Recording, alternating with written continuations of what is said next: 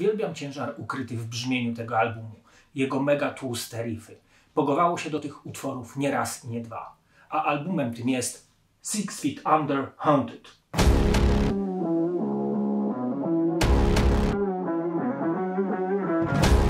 Six Feet Under powstają w Tampie na Florydzie w 1994 roku.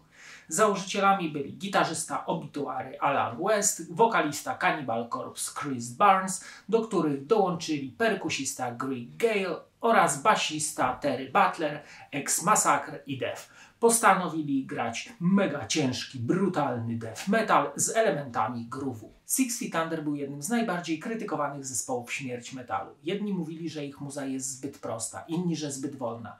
A ja wam powiem, że dla mnie jest zajebista. Trzeba sobie od czasu do czasu wyczyścić łeb od tych skomplikowanych struktur utworów innych zespołów. I ich muza się w ten klimat wpisuje w 100%. I co jest najważniejsze, że riffy zawarte na tym albumie są jednymi z najlepszych, jakie kiedykolwiek słyszałem. Są dewastujące, groovujące, po prostu świetne. Wokale brzmią jak na pierwszych płytach Cannibal Corpse, czyli głęboko i brutalnie, jak to miał w zwyczaju używać struny głosowe Krzysiek Barnes. A na tej płycie ewidentnie śpiewa bardzo dobrze, gdyż mimo głębokiego growlingu rozumiemy, co śpiewa, a niewielu wokalistów defowych to potrafi. Szkoda tylko, że długotrwałe palenie marihuany zrujnowało mu ten wokal. Podczas gdy Cannibal Corpse postawili na technikę, Six Feet Under zdecydowanie postawili na prostotę power chordsów, wyzbyli się większej ilości solówek, muzyka miała być ciężka i brutalna i taka jest. W riffach rzeczywiście czuć stare obituary i co jest fajne, że w miksie gitary nie przysłaniają basu. On jest tłusty i miażdżący i to brzmi świetnie według mnie. Perkusista Greg Gale wyzbył się blastów na rzecz standardowych, wolniejszych rytmów, dodając groove i wyszło to płycie na zdrowie. Brzmi to ok. Produkcja jest świetna, czego wymaga ten styl muzyczny oraz znajoma dla słuchaczy albumów wyprodukowanych przez Scotta Barnesa. Najbardziej, jak już wspomniałem, podoba mi się ten chrupiący bas, który nadaje płycie potęgi i monumentalizmu. Na wydawnictwie znalazło się 11 kompozycji o standardowych długościach trwania, czyli 4-5 minut. Ale to, co mi się bardzo podoba, to to, że w każdym utworze jest jakiś motyw bądź riff, który zapada w głowę i jest kapitalny. Od wydania debiutu w 1995 roku minęło już prawie 30 lat.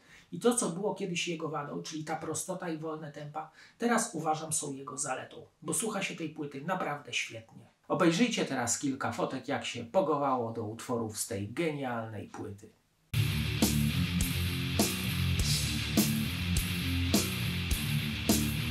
Posłuchajmy fragmentów tego ciężkiego jak walec drogowy albumu. Likantropii to, jak sama nazwa wskazuje, utwór o przemianie człowieka w wilka, czyli wyjącego do księżyca wilkołaka. Kawałek zaczyna się potężnym riffem jakby strzały z CKM-u, do którego dołącza warczący bas, groovująca perkusja i growl Krzyśka. To świetny numer z mega ciężką zwrotką oraz jeszcze cięższym refrenem.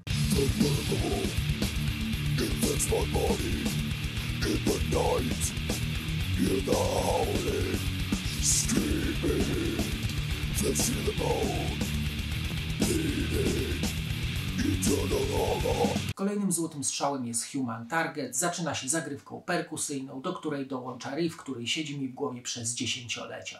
Rytmicznie i miarowo, zaś Krzysiek growluje o przetrwaniu. Zabij lub bądź zabity. Human Target. Human Target.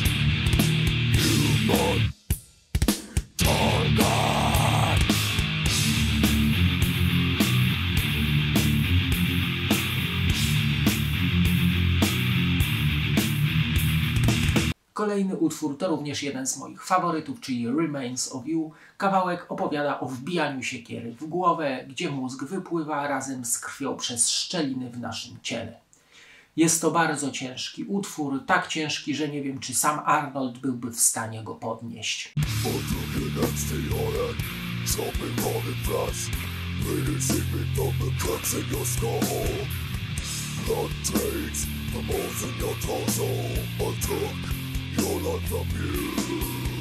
Na koniec proponuję Tomorrow's Victim. To kolejny 100-tonowy głaz zwalający się na naszą głowę, w którym to Krzysiek pokazuje swój kunszt growlingu z fajnym riffem oraz człapiącą perkusją.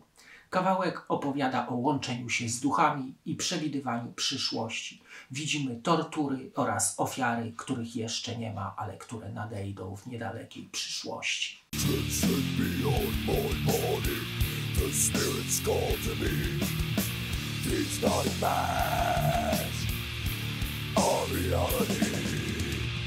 Reflections of another life. Reflections in my eyes. Jak zwykle zobaczmy okładkę i wkładkę do albumu. Na coverze na czarnym tle na górze jest logo Six Feet Under, a pod nim czaszka rozrywana lub miażdżona, co razem sprawia wrażenie pajęczyny.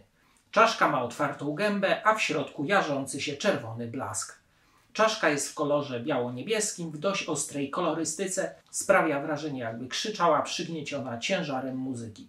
Pod grafiką czerwony tytuł albumu. Wkładka jest podzielona na 4 łamy przez środek, gdzie na granatowym tle jest foto zespołu, skład nagrywający, kompozytorzy, producent, fotograf, twórca okładki i tym podobne. Oraz info, że utwór Suffering in Ecstasy jest dedykowany zmarłemu przyjacielowi Markowi Hauserowi. Na szarym nagrobku widnieją tytuły utworów. Na stronie wewnętrznej wydrukowano teksty, logo Metal Blade oraz na środku spiralę, która jest takim symbolem zespołu.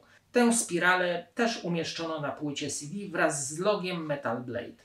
Na stronie zamykającej pudełko są tytuły utworów oraz producenci, spirala zespołu oraz logo Metal Blade. A pod nimi, jak mniemam, część bramy cmentarnej, już ciut zardzewiałej, bo jak wiemy, nazwa zespołu odnosi się do ludzi, którzy są grzebani 6 stóp pod ziemią. Powiem wam, że przygotowując ten odcinek świetnie się bawiłem, odświeżając sobie ten album.